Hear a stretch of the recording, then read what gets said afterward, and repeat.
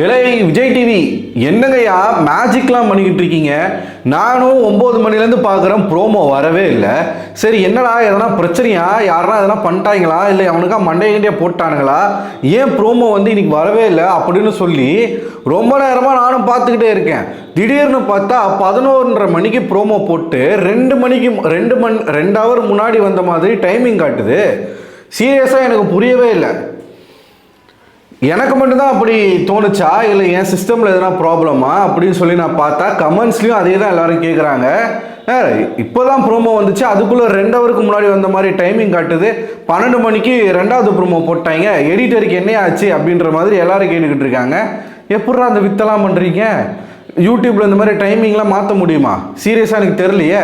சரி, இது ஒரு பக்கம் வியடாக ஒரு விஷயம் போனாலும் இந்த வீட்டுக்குள்ளேயும் வியடாக பல விஷயங்கள் போய்கிட்டு இருக்கு.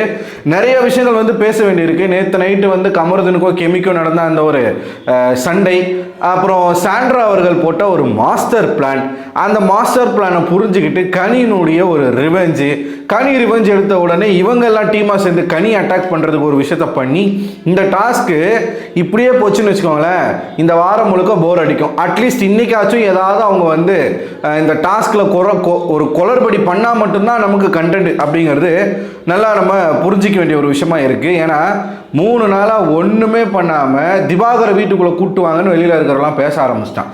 அந்த அளவுக்கு மொக்கையாக அந்த டாஸ்க்கை கொண்டு போயிட்டாங்க. இதுக்கப்புறம் அவங்க போக்கில் இந்த வீட்டை விட்டால் மட்டும்தான் கத்திக்கிட்டாச்சும் இருங்கடா அப்படின்ற மாதிரி தான் இருக்குது. சரி, முதல்ல ஃபர்ஸ்ட் ப்ரோமோவில் என்ன நடந்திருக்கு அப்படிங்கிறத நம்ம பார்த்துருவோம். அதுக்கு பின்னால் சாண்ட்ரா அவர்களுடைய அந்த ஒரு மாஸ்டர் பிளான் என்ன அப்படிங்கிறத பற்றி நம்ம இன்னொரு வீடியோவில் டிஸ்கஸ் பண்ணலாம், இல்லை முடிஞ்ச இந்த வீடியோவில் கூட பேசுவோம். ஸோ என்ன நடக்குது அப்படின்னு பார்த்தீங்கன்னா, 3 டீம் இருக்கு இல்லையா, mob Mayavis, flash fighters, sambar squad. இந்த 3 டீமில் இந்த மாப் மாயாவிஸ் மற்றும் இந்த ஃப்ளஷ் ஃபைட்டர்ஸ் இவங்க 2 டீமுமே வந்து ஒற்றுமையாக விளையாடிட்டு இருக்காங்க.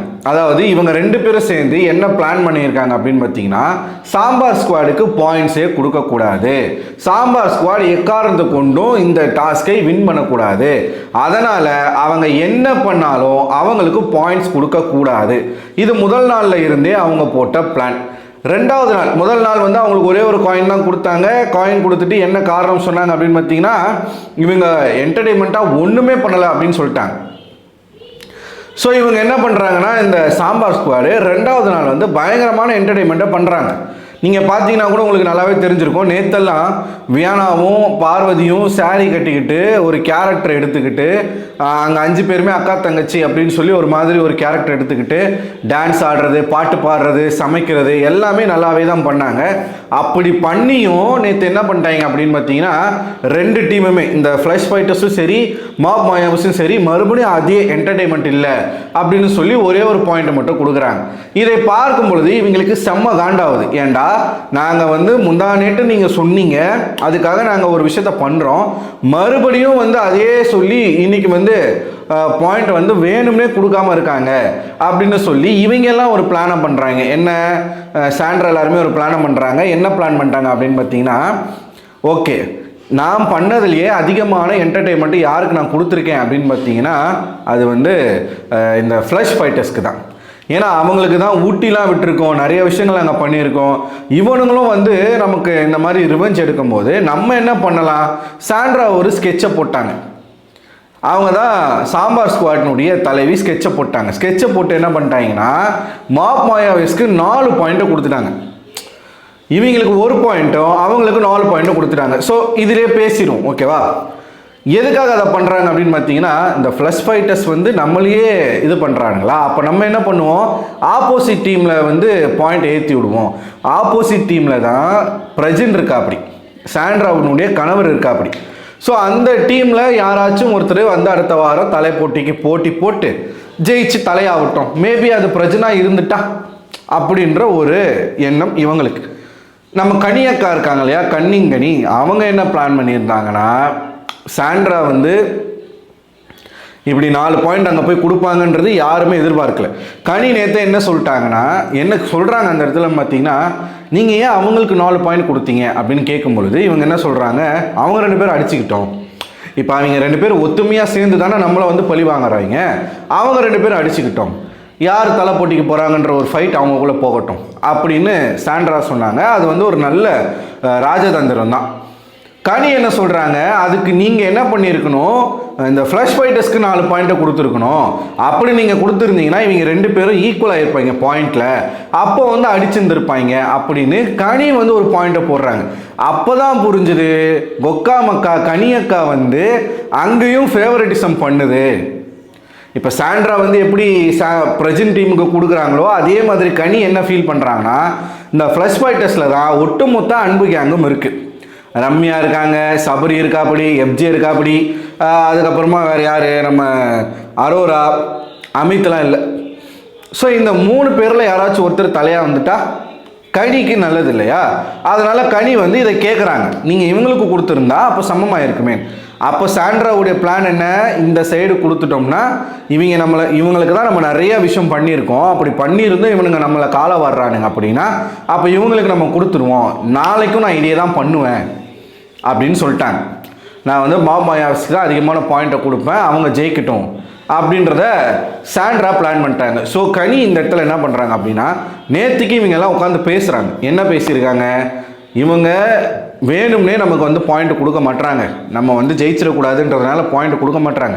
அதனால் நம்ம என்ன பண்ணுவோம், சாப்பாட்டை டிலேவாக கொடுப்போம். அவங்க கேட்குற ஃபுட்டு, காமன் ஃபுட்டை நம்ம சீக்கிரமாக சமைச்சிடலாம். அவங்க கேட்குற அந்த ஸ்லேட்டில் எழுதி தனியாக கேட்குறாங்க இல்லையா, அந்த ஃபுட்டை மட்டும் நம்ம டிலேவாக கொடுப்போம். அப்படி நம்ம எதனா ஒரு ஃபன் பண்ணுவோம் அப்படின்னு நேற்று பேசியிருக்காங்க.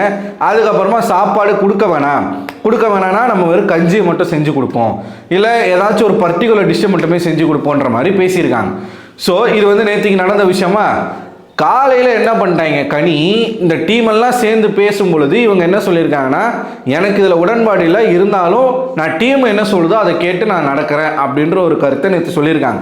சரி இப்படி சொல்லிட்டாங்களே கனி அப்படின்னு சொல்லிட்டு இவங்களும் என்ன பண்ணியிருக்காங்க, அவங்களுடைய கேமை ஸ்டார்ட் பண்ணியிருக்காங்க. இன்ட்ரெஸ்டிங்காக தான் இருக்கும், இது நடந்துச்சுன்னா இன்ட்ரெஸ்டிங்காக இருக்கும், எதனா ஃபைட் வந்தால் தானே நமக்கும் பார்க்குற மாதிரி இருக்கும்.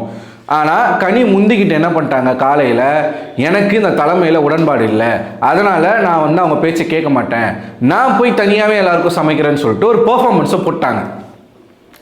எதுக்கு, நல்ல பேர் வாங்குறதுக்கு. எதுக்கு, அந்த டீம்லேயே ஸ்டார் பர்ஃபார்மர்னால் அது கனிக்கு தான் கொடுக்கணும் அப்படின்னு இந்த 2 டீமும் பிளான் பண்ணி வச்சுருக்காங்க. அதுக்காக கனி போயிட்டு என்ன பண்ணிட்டாங்க, எப்பா நான் இந்த டீமில் இல்லைப்பா, நான் போயிட்டு செய்கிறேன்ப்பா அப்படின்னு சொல்லி கனி அவர்கள் காலையிலேருந்து வேலை செய்ய ஆரம்பிச்சிட்டாங்க. ஸோ நேற்று வரைக்கும் பேசின அந்த பிளானை மொத்தமாக கனி என்ன பண்ணிட்டாங்கன்னா சொதப்பிட்டாங்க.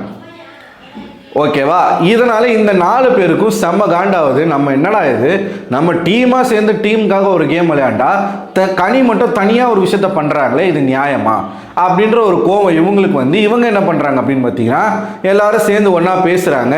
பேசி மறுபடியும் கனிக்கிட்ட கன்வின்ஸ் பண்ணி இந்த விஷயத்த நம்ம பண்ணலாம், நேற்று பேசின மாதிரியே நம்ம சமைக்க வேணாம்லாம் யாரும் இங்கே சொல்லலை, நம்ம வந்து டிலேவாக கொடுப்போம், நம்ம ஃபன் பண்ணுவோம், கேம் விளையாடுவோம், நம்ம எதனா பண்ணுவோங்க அப்படின்னு வந்து இவங்க ஒரு பிளான் பண்ணி பண்ணுறாங்க. அந்த இடத்துல தான் நீங்கள் ஃபர்ஸ்ட் ப்ரோமோவில் பார்த்த அந்த சண்டை வருது. பார்வதி வந்து இவங்க மட்டும் தனியாக சமைச்சு கரெக்டு தானே அது. இப்போ நீங்கள் இதுவே கனி அவர்கள் வந்து ஃப்ரெஷ் ஃபைட்டர்ஸில் இருந்திருந்தாங்கன்னு வச்சுக்கோங்களேன், அப்போ அந்த டீமாக சேர்ந்து ஒரு பிளான் பண்ணுறாங்கன்னா கனி அந்த பிளானுக்கு அக்செப்ட் பண்ணி ஒத்துழைச்சிருப்பாங்களா இல்லையா? கண்டிப்பாக பண்ணியிருப்பாங்க. ஆனால் இங்கே வந்து இந்த டீமில் இருக்கிற 4 பேருக்கும் அவங்களுக்கும் ஆகாது அப்படிங்கிறதுனாலையும், இவங்களுடைய நண்பர்கள்லாம் ஆப்போசிட் டீமில் இருக்காங்க அப்படிங்கிறதுனாலையும் கனி இண்டிவிஜுவலாக ஒரு கேமை ப்ளே பண்ணணும் அப்படின்னு ஆசைப்பட்டாங்க. ஆனால் இந்த 4 பேர்கிட்ட மெஜாரிட்டி இருக்கிற காரணத்தினால கனியை ட்ரிகர் பண்ணி கனி வந்து நான் இந்த டீம்லேயே இல்லைப்பா, நான் கேவலமான கேம் விளையாடுறேன்னு வச்சுக்கோங்கப்பா, நான் இந்த டீம்லேயே இல்லைப்பா, நான் வெளியில் போகிறேன்னு சொல்லிட்டு போயிட்டாங்க. அந்த இடத்துல தான் நம்மளுடைய ஓஜி எஃப்ஜே உள்ளே வராரு. அந்த ஒரு நான் வந்து நீ எல்லாம் பொண்ணா அப்படின்லாம் பேசுவான் தெரியுமா கேவலமாக, அந்த எஃப்ஜே உள்ளே வரார். உள்ளே வந்து திவாகர் இருக்கிற வரைக்கும் அண்ணன்னு சொல்லிட்டு காலை பிடிச்சிட்டே இருந்தேன், இப்போ திவாகர் வெளியில் போயிட்டாரு, அதனால இப்போ வேற ஒருத்தவங்க காலை பிடிக்கிறேன்னு சொல்லி பார்வதி அட்டாக் பண்ண, பார்வதி உடனே அந்த இடத்துல என்ன சொல்கிறாங்கன்னா, எப்பா நான் அந்த விடலை பையன் எஃப்ஜே வந்து மிஸ் பண்ணேன், திரும்ப வந்துட்டான் அப்படின்னு சொல்ல, இவன் உடனே என்ன சொல்கிறான்னு பார்த்தீங்கன்னா, ஆன்ட்டி ஆன்ட்டி வாங்க ஆன்ட்டி வாங்க ஆன்ட்டின்றான். ஸோ இது வந்து இப்போ தான் ஆரம்பிச்சிருக்கு, ஓகேவா? ஆரம்பித்து இன்னும் போக போக தான் நிறைய சம்பவங்கள் நடக்க போகுது. அதெல்லாம் நம்ம போக போக பார்ப்போம். எனக்கு தெரிஞ்சு இந்த சாண்ட்ரா, திவ்யா, பார்வதி, வியானா இந்த 4 பேரும் சேர்ந்து பண்ண பிளான் இன்ட்ரெஸ்டிங்காக தான் இருக்கும். பண்ணாங்கன்னா இன்ட்ரெஸ்டிங்காக இருக்கும். ஆனால் கனி அவர்கள் ஒரு தனியாக ஒரு பெர்ஃபார்மன்ஸ் பண்ணணும் அப்படிங்கிறதுனால அவங்க வந்து இந்த பிளானை சொதப்புறாங்க அப்படிங்கிறது தான் உண்மை. இப்போது என்னதான் இருந்தாலும் சாம்பார் ஸ்குவாட் அப்படிங்கிறது ஒரு டீம், ஓகேவா? அப்போ டீமாக இருக்கும்போது இது அநியாயம் கிடையாது. இப்போ இவங்க போட்ட பிளான் வந்து அநியாயமான பிளான்லாம் கிடையாது. சாப்பாடே கொடுக்க வேணாம்லாம் அவங்க வந்து பேசலை. கஞ்சி கொடுப்போம், ரவை கஞ்சி கொடுப்போம், இல்லை எதனா ஒரு சாம்பார் ரசம் அந்த மாதிரி எதனா வச்சு கொடுப்போம் அப்படிங்கிறது தான் இவங்களுடைய பிளான், ஓகேவா? அப்படி இருக்கும் பட்சத்தில் இன்ட்ரெஸ்டிங்காக இருக்கும்னா அதை பண்ணலாம். ஆனால் கனி வந்து என்ன பண்ணுறாங்க, ஆப்போசிட்டில் நம்ம ஆட்கள் இருக்காங்க ஒன்று. இன்னொன்று, சாண்ட்ரா வந்து பிரஜினுக்கு ஃபேவராக நடந்துக்கிறாங்க அப்படின்னு ஒரு எண்ணத்தில் இவங்க என்ன பண்ணுறாங்கன்னா நம்ம ஆட்களுக்கு ஃபேவராக நம்ம நடந்துப்போம். ஏன்னா அவங்க சொல்கிறதுலே நமக்கு புரியுது, நீங்கள் வந்து ஃப்ளஷ் ஃபைட்டர்ஸ்க்கு தான் 4 பாயிண்ட் கொடுத்துருக்கணும் அப்படின்னு சொல்கிறதுலே நமக்கு புரியுது. ஒருவேளை வரக்கூடிய டாஸ்கில் ஃப்ளஷ் ஃபைட்டர்ஸ் ஜெயிச்சு அவங்க வந்து அடுத்த வாரம் தலைப்போட்டிக்கு தேர்வாயிட்டாங்கன்னா கனிக்கு அதில் ப்ராஃபிட் இருக்குது. ஸோ சாண்ட்ரா ஒரு பக்கம் போட்ட பிளானு அவங்களுடைய கேம், கனி ஒரு பக்கம் போட்ட பிளானு அவங்களுடைய கேம், ஓகேவா? இதில் யாருடைய கேம் வந்து ஜெயிக்க போகுது அப்படிங்கிறதான் இப்போ நம்ம பார்க்கணும். பொறுத்திருந்து பார்ப்போம். ஸோ நீங்கள் என்ன நினைக்கிறீங்க? உங்களோட கருத்துக்களை மறக்காமல் கமெண்ட் பாக்ஸில் கமெண்ட் பண்ணுங்கள். அடுத்த ஒரு வீடியோவில் உங்களை சந்திக்கிறேன். அதுவரை உங்களிடமிருந்து விடைபெறுவது நான் அரவிந்தன்.